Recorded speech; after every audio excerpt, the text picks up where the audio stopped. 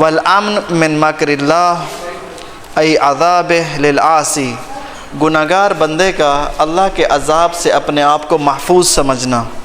اللہ کا عذاب مجھے کچھ نہیں کہتا، گناہان کبیرہ میں سے ہے۔ گناہگار بندے کا اپنے آپ کو اللہ کے عذاب سے محفوظ سمجھنا۔ ہم میں سے کون ہے جو گناہگار نہیں ہے؟ ہم سب اللہ کے گناہگار ہیں۔ خدا تعالیٰ سے غفلت بھی عظیم گناہ ہے۔ اللہ تعالیٰ سے غفلت، ہم جو یہ کیوں کہا جاتا ہے کہ آپ اپنی ذات کی طرف نسبت نہ دیں، یوں نہ کہیں کہ میں یہ کروں گا، میں یہ کر ڈالوں گا، نہ کہیں۔ کیوں؟ جو کہ انسان پھر استقلال کی طرف آ جاتا ہے کہ میں مستقل ہوں، میری ذات مستقل ہے، تو یہ گناہ کبیرہ میں سے ہے۔ خوب، تو اللہ کے عذاب سے اپنے آپ کو محفوظ سمجھنا گناہ کبیرہ ہے۔ اسی طرح اللہ کی نازل کردہ کتابیں اور اللہ کے نازل کردہ احکام سے انکار کرنا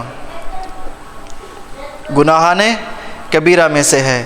والمحاربہ لاولیاء اللہ، اولیاء خدا کے ساتھ محاربہ کرنا، جنگ کرنا، اولیاء اللہ کے ساتھ جنگ کرنا۔ جنگ کرنے سے مراد ضروری نہیں ہے کہ انسان تلوار لے کر اللہ کے ولی کے سامنے کھڑا ہو جائے اور جنگ کرے، نہیں، بلکہ حتیٰ لعن کرنا، شتم کرنا، گالی گلوچ دینا بھی، مثلا علماء کو گالی گلوچ، علماء اولیاء اللہ ہیں، علماء کو، علماء کے امامے کا احترام نہ کرنا اور ان کو گالی گلوچ دینا کیا ہے؟ گناہان کبیرہ میں سے ہے۔ والمحاربۃ لاولیاء اللہ، اولیاء اللہ کے ساتھ محاربہ کرنا، پیکار جنگ ہونا گناہان کبیرہ میں سے ہے۔ واستحقار الذنب، گناہ کو چھوٹا شمار کرنا خود گناہ کبیرہ ہے۔ گناہ کو چھوٹا شمار کرنا، کوئی گناہ ہے اس کو چھوٹا شمار کرنا گناہان کبیرہ میں سے ہے۔ فإن أشد الذنوب ما استهان به صاحبه، وعقوق الوالدین، والدین کا عاق، والدین کا نافرمان، والدین کا نافرمان، وهو الإساءة إليهما بأي وجه يعد تنكرا لجميلهما على الولد، اولاد کا یہ کہنا کیا کیا ہے ہمارے لیے والدین نے، ان کے احسانات کو بھلا دینا، ان کے احسانات کا انکار کرنا گناہان کبیرہ میں سے ہے۔ ان کو فقط سنتے نہ جائیے، ان کو ذہن میں، دل میں اتارے۔ والدین کے ساتھ والدین کی نافرمانی کرنا، کہاں تک والدین کی نافرمانی گناہ کبیرہ ہے؟ جہاں والدین کا فرمان اللہ کے فرمان سے نہ ٹکرائے۔ اللہ فرماتا ہے نماز پڑھو، والدین اگر کہیں نماز نہ پڑھو تو آپ یہاں پر اللہ کے فرمان کو نہیں چھوڑ سکتے، والدین کے فرمان کو چھوڑ سکتے ہیں۔ بہرحال والدین کی نافرمانی، اور اگر والدین کہیں نماز پڑھو اور بیٹا یا بیٹی نماز نہ پڑھے، جب دیکھیں حکم ہے پروردگار کا قرآن مجید میں وَأْمُرْ أَهْلَكَ بِالصَّلَاةِ، اپنے اہل و عیال کو نماز کا حکم دو، اور والدین اولاد کو نماز کا حکم دیتے ہیں۔ جب والدین اولاد کو نماز کا حکم دیتے ہیں، روزے کا حکم دیتے ہیں، یعنی حکم خدا سناتے ہیں اولاد کو، تو اولاد پر حکم آکد و اشد ہو جاتا ہے، تو ضروری ہے ان کے اوپر کہ وہ والدین کی بھی اطاعت کریں اور اللہ تبارک و تعالیٰ کے بھی اطاعت کرتے ہوئے نماز بھی پڑھیں اور روزہ بھی رکھیں۔ وقتل المسلم بل کل محقون الدم وکذالک التعدی علیہ بجرح، مسلمان کا قتل کرنا گناہ کبیرہ ہے، مسلمان کا قتل گناہ کبیرہ ہے، بلکہ فقط مسلمان نہیں، چاہے وہ کافر کہ جو آپ کے شہر میں رہتا ہو، آپ کے ملک میں رہتا ہو، لیکن اس کا اسلام نے کہا ہو کہ اس کی جان مال محفوظ ہے، اس کو کہتے ہیں محقون الدم، عربی میں کہتے ہیں۔ اسلام نے کہا ہے اگرچہ یہ کافر ہے لیکن کافر حربی نہیں ہے، کافر کی دو قسمیں ہیں، ایک کافر ہوتا ہے جو آپ کے ساتھ جنگ کرتا ہے، ایک کافر ہے نہیں، اس کے پاس کوئی ہتھیار نہیں ہے، آپ کے ساتھ جنگ کرنے والا نہیں ہے۔ جو آپ کے ساتھ جنگ کرنے والا نہیں ہے، آپ کے ساتھ صلح و صفائی کے ساتھ رہتا ہے، آپ اس کے ساتھ جنگ نہیں کر سکتے، آپ اس کو قتل نہیں کر سکتے۔ بس اور اگر اس کافر کو قتل کر دیں گے تو گناہ کبیرہ ہے۔ کیوں؟ چونکہ اسلام نے اسے پناہ دی ہے اور آپ نے اسے قتل کیا ہے۔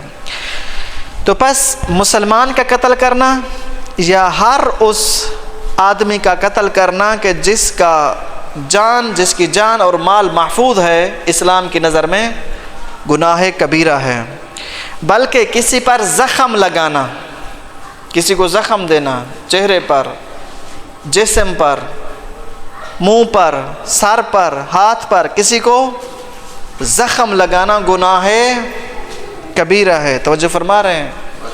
وہ مومنین کے جو اپنی اولاد کو مارتے ہیں، ضرب و شتم کرتے ہیں، ڈنڈے مارتے ہیں، اتنا ماریں کہ بچوں کے جسم پر نشان نہ پڑے، اگر نشان بن گیا تو دیت دینا واجب ہو جائے گی۔ اسی طرح وہ لوگ جو اپنی بیویوں کو مارتے ہیں یا بیویاں شوہروں کو مارتی ہیں، اگر نشان بن گیا تو دیت واجب ہے۔ اگر فرض کریں کسی نے کسی کی آنکھ نکال لی، ایک مرد نے دوسرے مرد کی آنکھ نکال لی، تو یہاں پر پوری دیت 100 اونٹ ہے، تو یہاں پر آدھی دیت 50 اونٹ ہے۔ چونکہ پوری آنکھ نکال لی ہے تو آدھی دیت یعنی 50 اونٹ دینا ضروری ہو جائے گا۔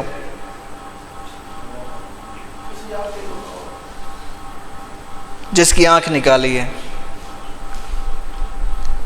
50 اونٹ دینا ضروری ہو جائے گا۔ اور اگر کسی نے کسی کو مارا ہے، آنکھ نکالی نہیں ہے مگر زخمی کر دی ہے، تو اس کے حاکم شرع اس کو فیصلہ کرتا ہے دیکھ کر کہ بھئی اس کا کتنا جریمہ بنتا ہے، جرمانہ اس کا کتنا بنتا ہے، 50 نہیں تو 20 صحیح۔ اب 20 اونٹ کی کتنا قیمت بنتی ہے؟ ہر اونٹ 2.5 لاکھ کا ہو تو 20 اونٹ کی قیمت کتنا بن جائے گی؟ 50 لاکھ بن جائے گی۔ تو اگر اگر کسی نے کسی کی آنکھ کو مارا اور اس کے آنکھ زخمی ہو گئی اور بینائی اس کی ختم ہو گئی، آنکھ ناقص ہو گئی، حاکم شرع نے کہہ دیا 20 اونٹ یعنی 50 لاکھ روپیہ، 50 لاکھ روپیہ اس کو حق حاصل ہے۔ اگر جس کو مارا گیا ہے، اگر وہ حاکم شرعی مثلا سیستانی اللہ حفظہ یا ان کے وکلاء کی طرف مراجعہ کریں اور وہ لکھ دیں اور وہ آپ لکھا ہوا لے کر جائیں عدالت میں، اپنا حق آپ لے سکتے ہیں۔ تو جو فرما رہے ہیں یہ دین کے ساتھ چلنا فائدے میں ہے یا نقصان میں ہے؟ ہاں میرے خیال میں طبیعت بن جائے گی صاحب کی، مارنے والوں کی۔ ہیں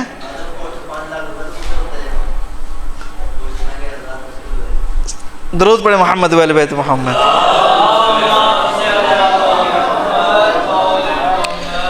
کسی کو زخم دینا گناہ ہے، کبیرہ ہے، کسی کو مارنا گناہ ہے، کبیرہ ہے، وضرب وغیر ذالک وقذف المحسنین، شادی شدہ عورت پر تہمت لگانا اور آپ کے پاس کوئی گواہ بھی نہ ہوں۔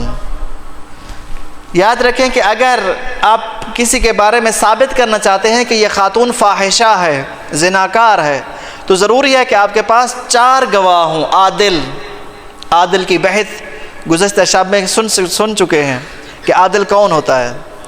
4 عادل گواہ ہوں، وہ کہیں حاکم شرع کے سامنے، حاکم شرع ہم نے اس خاتون کو برائی کرتے ہوئے دیکھا ہے، یوں نہ کہیں کہ اس نے بتایا ہے ہمیں، ہم نے خود اپنی آنکھوں سے برائی کرتے ہوئے دیکھا ہے۔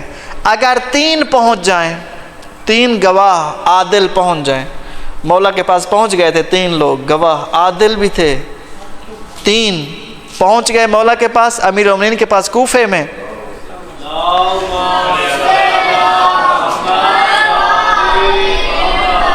مولا نے فرمایا ضروری نہیں ہے کہ اگر زنا کی حد ثابت کرنی ہو تو 4 گواہ۔ کہنے لگے جی ہاں مولا۔ تو فرمایا چوتھا کہاں ہے؟ کہنے لگے آ رہا ہے۔ مولا نے فرمایا ان 3 کو کوڑے مارو۔ تو جو فرما رہے ہیں اتنا کام آسان نہیں ہے، کسی کے بارے میں تہمت لگانا گناہ کبیرہ ہے۔ اسلام سب کی عزت کو محفوظ جانتا ہے۔ کسی شادی شدہ خاتون کے اوپر زنا کی تہمت لگانا یا کسی مرد کے اوپر تہمت لگانا اور آپ کے پاس کوئی بینہ نہ ہو، وہ اکل مال الیتیم ظلماً، یتیم کا مال کھانا ظلماً، بغیر حق کے یتیم کا مال کھا جانا، والبخس فی المیزان والمکیال، کم تولنا اور کم پیمانہ دینا، چاہے وہ کم تر تھوڑا سا بھی کم کیوں نہ، کم ہے نا۔ بعض عنین کہتے ہیں ہمیں کمپنی نے معاف کیا ہوا ہے کہ ہم اتنا کم تر دے سکیں۔ کمپنی معاف کرتی ہے آپ کو، اسلام معاف نہیں کرتا۔ اگر آپ کو گھاٹا آتا ہے تو یہ کام چھوڑ دیں، کوئی اور دوسرا کام دیکھ لیں۔ والبخس، کم تولنا، کم پیمانہ دینا گناہ کبیرہ میں سے ہے۔ وَنَحْوِهِمَا بِأَنْ لَا يُوَفِّي تَمَامَ الْحَقِّ إِذَا كَانَ أَوْ وَزْنَ إِذَا كَالَ أَوْ وَزْنَ وَنَحْوِ ذَلِكَ، وزن کیا یا پیمانہ دیا تو پورے کا پورا حق نہ دیا تولنے میں یا پیمانہ دینے میں تو کیا ہے؟ انسان گناہ کبیرہ کرتا ہے۔ وَالسَّارِقَةُ، چوری کرنا، مال کسی کا ہے، آپ کو ملا ہے، آپ نے اس تک پہنچانا ہے، امانت ہے آپ کے پاس، اور آپ اس امانت میں سے کیا کرتے ہیں؟ آپ نہیں، یعنی کوئی شخص چوری کر لیتا ہے تو چوری کرنا گناہ کبیرہ ہے، حرام ہے، اور جہاں حرام ہے حرام میں برکت۔ خوب آپ کے پاس آپ کسی کا مال بیچ دیں گے، پیسے تو آ جائیں گے مگر اس پیسے کے پیچھے آفات آ جائیں گی، رزق اللہ سے جو کھلا ہوا ہے وہ رزق بند ہو جائے گا۔